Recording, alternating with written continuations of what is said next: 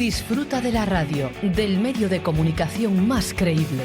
Radio Libertad, Madrid 107.0. Mañanas en Libertad, con Luis del Pino.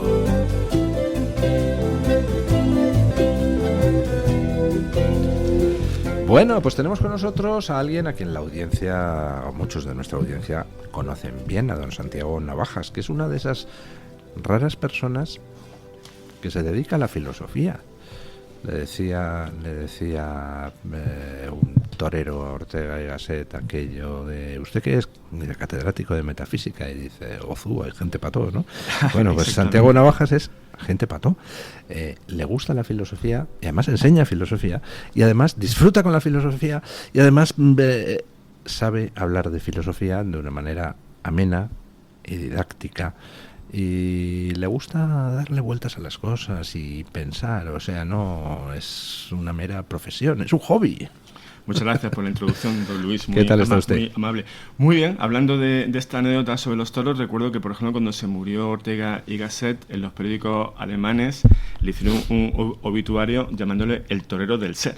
Torero del ser, qué bonito. El torero del ser, pero claro, esa vinculación que tenía Ortega y Gasset tanto con la ontología como con la tauromaquia. Entonces hicieron esa bonita síntesis sobre ese torero del ser, ¿no? Ortega y Gasset no es uno de los protagonistas explícitos en el libro, pero sí uno de los implícitos, en el sentido de que su espíritu liberal y su compromiso con las ideas que se defienden fundamentalmente en el libro están ahí dentro, ¿no? Porque este libro, que se llama El pensamiento en lucha, también se podría haber llamado La sociedad abierta y sus amigos, por hacer el juego de palabras con el libro de Popper. Y sin duda uno de los amigos de la sociedad abierta era Ortega. Bueno, el libro, como ya ha mencionado don Santiago, se llama El pensamiento en lucha. El subtítulo es 7 ideas decisivas para nuestro presente y los intelectuales que las encarnaron, y está editado por La Esfera de los Libros. ¿Cómo surge la idea de este libro? Pues la idea surge cuando hablé precisamente con el editor de La Esfera de los Libros y nos propusimos hacer, como ha comentado, un libro de filosofía, pero que fuese capaz de llegar al gran público, con lo cual teníamos que hacer ese esfuerzo que yo, como ha comentado, siempre intento hacer, de exponer las ideas de la forma más clara posible, que también es lo que comentaba Ortega, de que la cortesía del filósofo era la claridad. Muchas veces los filósofos hacían como Jean-Paul Sartre, que le daba sus escritos a la criada y no los y los iba cambiando hasta que la criada le decía que no entendía nada, ¿no? En ese momento ya los publicaba. Y yo creo que hay que hacer lo contrario con las ideas, ¿no? Que hay que intentar transmitir los pensamientos más complejos, pero de la forma más diáfana posible, como han hecho otros múltiples filósofos como Bertrand Russell o como el propio Karl Popper. Entonces, un poco la inspiración del libro era una sentencia de François Truffaut, que me ha acompañado siempre, que decía que las ideas son siempre menos interesantes que las personas que las encarnan. Yo pienso que qué bonito. Sí. Bueno, es que esta alusión que acaba de hacer ahora don Santiago se debe a que, además de filósofo, es un cinéfilo increíble, ¿no? Sí, es una de las cosas que más me gustan, combinar las ideas con las películas, cierto. Entonces, en ese sentido, lo que hemos intentado con el libro es transmitir esas ideas que en el libro confronto, como puede ser la de la democracia, la del poder, la del feminismo, la libertad, la naturaleza humana, el de la posverdad, que está ahora tan en el candelero, pero vinculada a las personas que la han defendido en dos sentidos contrarios. Y por eso esa mi idea de enfrentar a Sócrates contra Platón, por ejemplo, sobre la idea de pensamiento crítico, o por ejemplo a Kripke con Kuhn, que son dos filósofos contemporáneos quizás menos conocidos por el gran público, sobre la idea de la posverdad, o a Foucault con Chomsky sobre la idea de la naturaleza humana. Entonces yo creo que haciendo esa forma de darle sangre a las ideas, de darle corporalidad a las ideas, pues le puede llegar al gran público.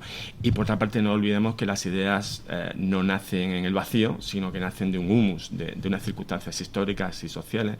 Entonces, si no comprendes esas circunstancias históricas y sociales, es muy difícil que comprendan las ideas. Ayer, sin ir más lejos, Monedero publicó un tuit contra un opositor en Venezuela y le decía que los límites de la tolerancia terminan cuando alguien está en contra de la democracia, lo cual era un tuit curioso porque según su misma interpretación Monedero debería de ser cancelado, ¿no? Siguiendo esa lógica suya.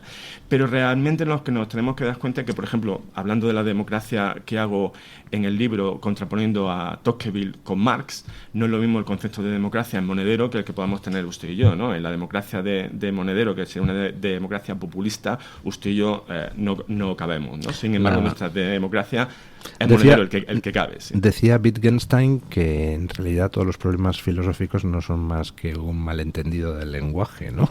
Exacto. Entonces yo intento un poco hacer eso de Wittgenstein, que es uno de mis ídolos filosóficos, de ir aclarando conceptos y dándonos cuenta que, por ejemplo, cuando empleamos palabras como democracia, como república, como feminismo, siempre hay que adjetivarlas.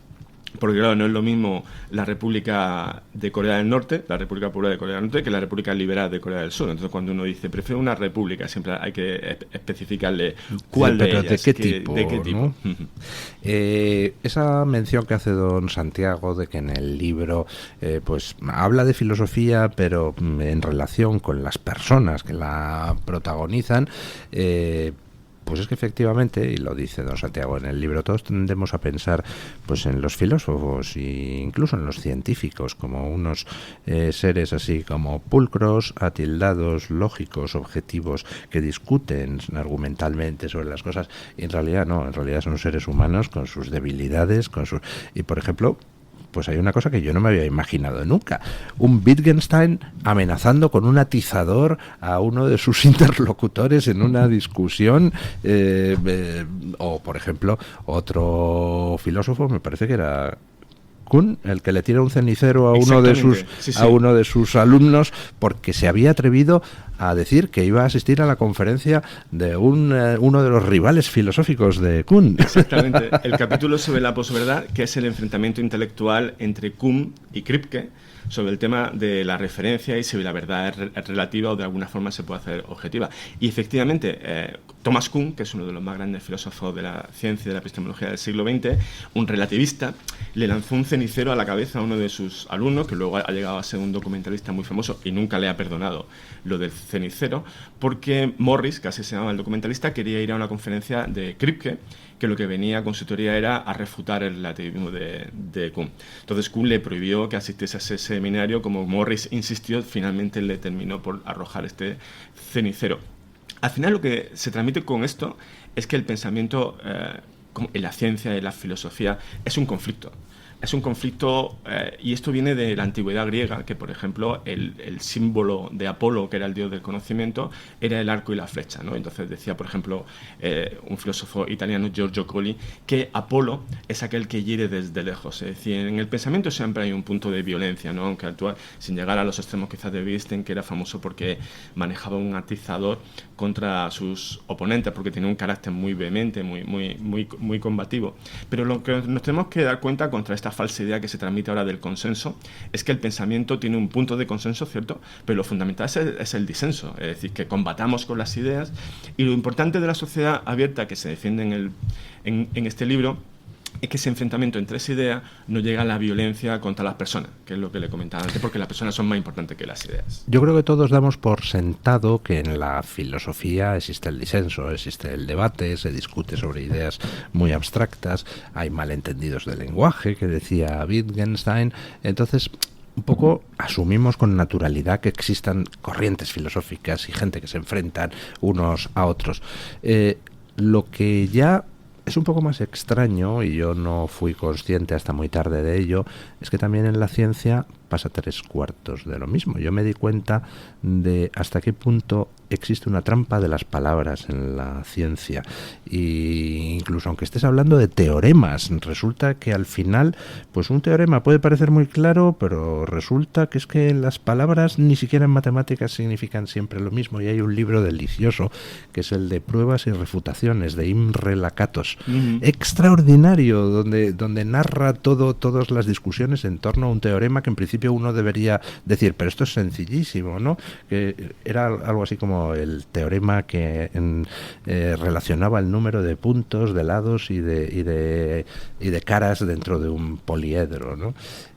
Bueno, maravilloso para darse cuenta de que la ciencia pues es fundamentalmente disenso incluso sobre los conceptos más básicos. Es claro, una cosa. Porque al fin y al cabo, sean palabras o sean números, lo que tratamos es con símbolos. Yo siempre me he opuesto a esta separación que comprendo que burocráticamente es importante entre ciencias y letras, porque yo siempre he estado un poco en ambos ámbitos, ¿no? Por ejemplo, en filosofía hay toda una rama de la filosofía que es la lógica, que es, digamos, el fundamento de las matemáticas. Decía Ronald Coase, un economista, que si torturas los datos puede llegar a que te digan cualquier cosa, y efectivamente es que los datos por sí mismos no te dicen nada. Cuando la gente dice, no, es que esto lo dicen los hechos no hablan, lo que interpretan son las interpretaciones, y las interpretaciones es cuando también los científicos entran en ese combate tan importante entre palabras y que le llegan a tener enfrentamientos y escuelas matemáticas completamente diferentes. También hay un libro fantástico que se llama El nombre del infinito, que es el nombre del infinito. El nombre del infinito. El número. El nombre. El nombre. Porque precisamente de lo que trata es de cómo los matemáticos rusos de principios del siglo XX fueron masacrados por los comunistas cuando llegaron al poder. Y uno dirá, ¿qué pueden tener los comunistas contra los matemáticos? Resulta que esta escuela de matemática rusa era una escuela de matemática místicos, con lo cual su aproximación a la demostración de las matemáticas no tiene nada que ver con las racionalistas de los franceses. Entonces el misticismo de estos matemáticos le llevó a que los comunistas soviéticos, que eran materialistas y ateos, pues los masacrasen, igual que masacraron también a los biólogos acusados de por el sencoísmo y tal. Exacto. Pues entonces, ese enfrentamiento entre símbolos, entre ideas, es lo que yo trato de traducir en el libro, y en que hay unos buenos, entre comillas, y unos malos, entre comillas. Es decir, los malos serían aquellos que están en contra de la sociedad abierta, pero siempre hay que tener mucho respeto hacia tus adversarios intelectuales, ¿no? Por ejemplo, yo aquí en el libro critico mucho a gente como Platón o como Marx, pero no por eso les quito, todo lo contrario, su valía como filósofos, ¿no? También decía Heidegger, uno de los grandes enemigos de la sociedad abierta, que quien piensa a lo grande se equivoca a lo grande. Lo que tenemos que hacer con gente como Platón o como Heidegger no es cancelarlos, como es esa cultura de la gente débil que cuando no puede con el adversario trata de eliminarlo, sino discutir con ellos, intentar vencerles, pero en el terreno de las ideas y de las palabras. Y bueno, esa es mi aportación con este libro. Deduzco que usted tiene que ser un profesor magnífico, ¿no? De filosofía. Muchas gracias. ¿Qué le dicen sus alumnos? A mis alumnos en general les gusta la filosofía. No sé si yo, pero la filosofía les gusta, y yo creo que cuando le transmites a los alumnos las ideas con pasión y al nivel intelectual que ellos pueden tener en un momento dado, pues les fascina, ¿no? Porque hay algo más fascinante que discutir, por ejemplo, una cosa que puse el otro día en Twitter sobre si un barco que va navegando y va en el transcurso marítimo cambiando todas sus piezas, de forma que cuando llega a puerto no queda ninguna pieza desde origen, ¿es el mismo barco o no? Entonces fue muy interesante porque al final votaron 200 personas en internet, y que casi que la mitad decía que era el mismo barco y la otra mitad decía que no era el mismo barco. Hay un montón de cuestiones ontológicas ahí, pero que al final eso es lo importante, ¿no? Que con la filosofía también puede llegar uno a la risa. Sí. La verdad es que la pregunta es curiosa. ¿Es el mismo barco o no? ¿Usted qué dice? Yo digo que no. Porque yo soy en el fondo heracliteano. Tengo una visión dinámica de la naturaleza humana y de la realidad. Una persona que tuviese una visión más panmeridia, más fija sobre lo que son las esencias humanas o la esencia de la naturaleza, diría que sí. Entonces no hay una respuesta única. Lo importante es que te des cuenta... Lo que pasa es que, llevando ese ejemplo del barco al ser humano, claro, leí en cierta ocasión que todas las células del cuerpo se renuevan. Exacto. Cada no sé cuánto tiempo, entonces ¿seguimos siendo el mismo ser humano? Exacto, eso es un tema. Por ejemplo, en la última encuesta sobre el filósofo mundial, cada 10 años se hace una encuesta a los filósofos del mundo a ver lo que piensan. Y una de las preguntas que le han hecho en la última encuesta es sobre el teletransporte, que pasa en Star Trek, que una persona se desintegra en una nave y aparece en otra. ¿Es el mismo ser humano? ¿Es la misma o no? Entonces la mayor parte han votado que no. Yo diría que sí, pero ahí está un poco la perspectiva. ¿Y por qué diría que sí a eso y no a lo del barco? Anda, no. Me ha descolocado usted. Claro, porque entonces con respecto a los humanos pasa una cosa que no pasa con los barcos, y es que los humanos mantenemos la memoria. Entonces sería la memoria la que nos hace mantenernos fijos a pesar de que las células materiales, es decir, lo que permanece en la persona que hace que seamos la misma, mientras que en el barco no, es que los humanos tenemos una cosa especial, única en el universo, y es que tenemos espíritu. Y el espíritu se transmite a través de la memoria. Entonces, aunque las células se desintegren o se vayan cambiando, el espíritu es el que permanece. Y eso es otra cosa que yo intento también defender en el libro, que uno puede ser ateo, como es en mi caso, pero hay que defender siempre la trascendencia del espíritu, que eso es lo que reside en el ser humano y es lo que le transmite la dignidad. Bueno, pues como ven ustedes, mejor dicho, como escuchan ustedes oyendo hablar a don Santiago Navajas, la filosofía puede ser algo absolutamente apasionante. El pensar sobre los problemas, pues a veces puede ser muy, muy bonito. Para ayudarles en esa tarea, pues el pensamiento en lucha de don Santiago Navajas, 7 ideas decisivas para nuestro presente y los intelectuales que las encarnaron, publicado por La Esfera de los Libros. Pues nada, don Santiago, muchísimas gracias, aunque le recuerdo que sigue teniendo usted pendiente una contestación a una pregunta que le planteé hace mucho tiempo. ¿Está obsoleto el test de Nolan? ¿Sí o no? Bueno. Para el próximo libro. Venga.